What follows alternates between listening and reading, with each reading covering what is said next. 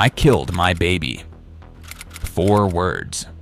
Spoken calmly by a 20-year-old mother with self-inflicted stab wounds to her neck.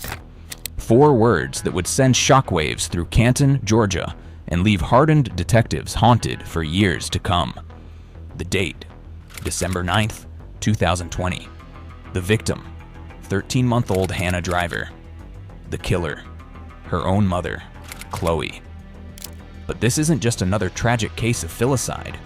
This is a twisted tale of polygamy, mind control, and the dangerous power one man held over 3 women who called him husband. Blood-curdling screams pierced the afternoon quiet of Mountain View subdivision. When first responders rushed into the home at 2:30 p.m., they discovered a scene straight from a nightmare. Baby Hannah, her tiny body riddled with stab wounds, already lifeless.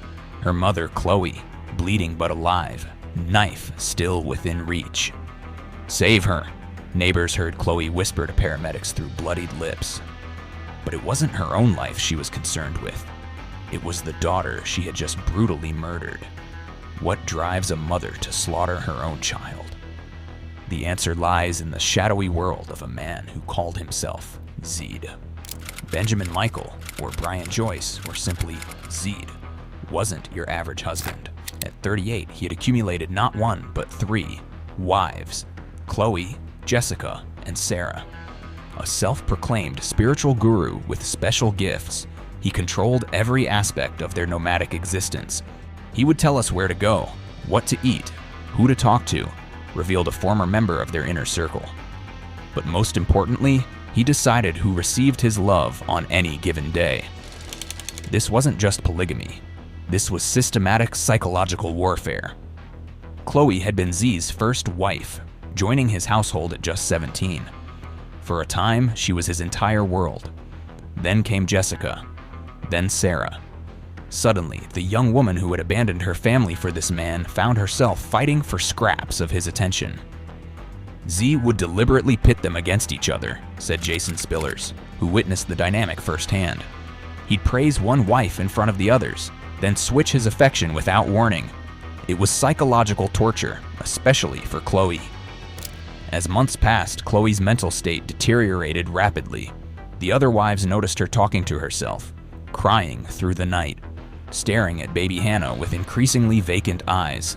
What investigators later discovered sent chills down their spines.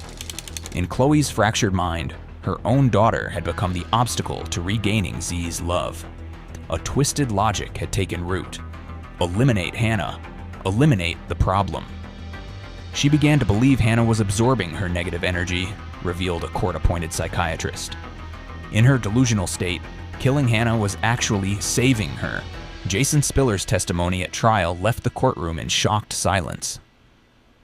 He described hearing strange noises from Chloe's room that December afternoon. When he entered, he found what can only be described as a bloodbath. "I tried to save her," he testified. "Chloe fought me. She kept saying I'm supposed to die, and that she wanted to see Hannah one last time. She truly believed they were going to be reunited in some spiritual realm." The most jaw-dropping moment of the 2024 trial came when Z took the stand. Rather than showing remorse for the environment he created, he threw Chloe under the bus with ice-cold precision. Chloe wasn't a victim, Z testified, showing no emotion. "She had the most power in our group. The inclination is to say death penalty maximum. She believed she could take the life of a baby." This from the man who had controlled her every move since she was a teenager. The man whose approval she desperately sought. The man who had watched her mental health crumble without intervention. The jury deliberated for just 6 hours before returning their verdict. Guilty on all counts, but with the specification that Chloe was mentally ill at the time of the murder. When Chloe returned to court for sentencing in December 2024, gone was the emotionless zombie who had sat through her trial. In her orange jumpsuit, tears streaming down her face, she addressed the court. "I am terribly sorry for many things in my life, but most of all for who was lost. Every single day I live with my guilt. I have drowned in sorrow and regret. I know now that I must live for my daughter instead. The judge sentenced her to life with the possibility of parole, a sentence that left many questioning if justice had truly been served. Today, Benjamin Zeed Michael walks free. No charges, no accountability, no justice for the role he played in creating the psychological pressure cooker that exploded in violence against an innocent child. He has reportedly started another polygamous household in a different state, with new young women calling him husband. As baby Hannah's 5th birthday passes unmarked this year, one question haunts investigators, prosecutors, and anyone familiar with this case. How many more Hannahs are out there right now?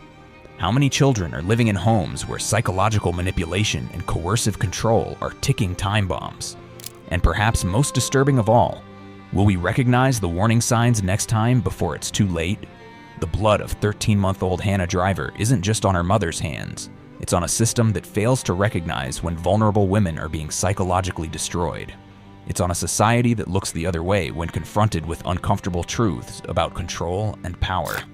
And it's on a man named Z, who continues to build his harem while one of his wives sits in prison for a crime born in the twisted reality he created. Hannah's story ended in 13 stab wounds. How many more will it take before we learn?